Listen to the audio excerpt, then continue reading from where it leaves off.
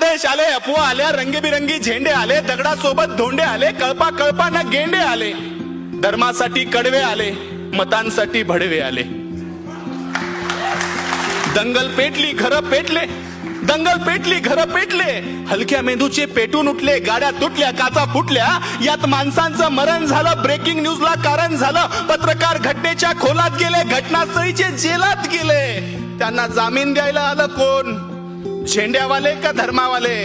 आले माय बाप आणि भाऊ.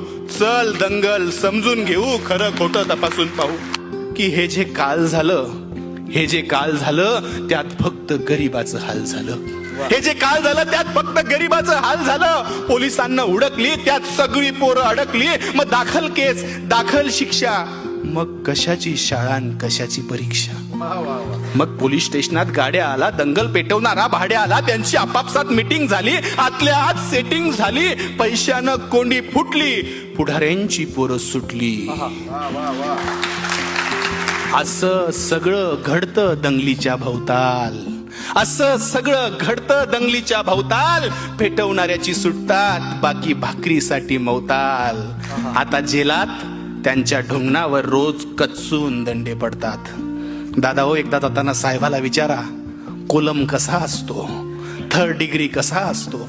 आता त्यांच्या ढुंगणावर जेलात रोज कच्चून दंडे पडतात. पेटवणाऱ्याची सुटली, बाकी सालोसाल सडतात. असं सगळं दंगलीमध्ये होत असतं भाऊ. चल दंगल समजून घेऊ, खरं खोटं तपासून पाहू.